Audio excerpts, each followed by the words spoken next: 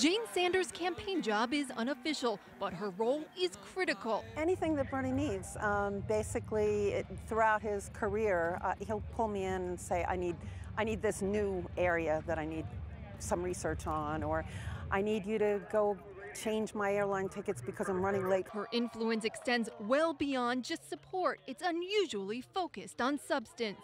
I've always been very interested in policy and always doing a lot of research and thinking and writing, and so we have that kind of a relationship where we really discuss things. I offer advice all the time on almost anything, and he'll say, okay, good, and then I'll know when he goes up to give a speech or he's in a debate whether or not he agreed or not. She actively participates in internal meetings, hashing out policy positions, giving him political advice in the toughest moments. That will be shut down right now. When Black Lives Matter protesters took over at Sanders' campaign event in August, it was Jane who stepped up on stage, whispered in his ear, directing him how to defuse the moment.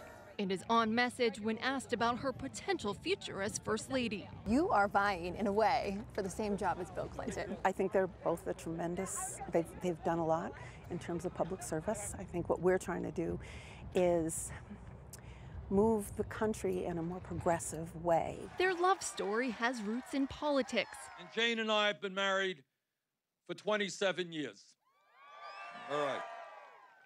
I don't know how she did it. I really don't. Tough lady. They first met in 1981 in Burlington, Vermont at his victory rally the night he won his mayoral race. She, 9 years his junior, was an activist involved in local politics.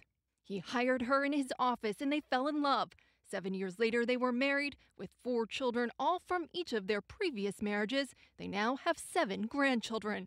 Over the years, she's remained engaged in policy, focusing on education, working in his congressional office at times, and was a former president at Burlington College. I have a background that really is very people-oriented. What I bring always is the human factor.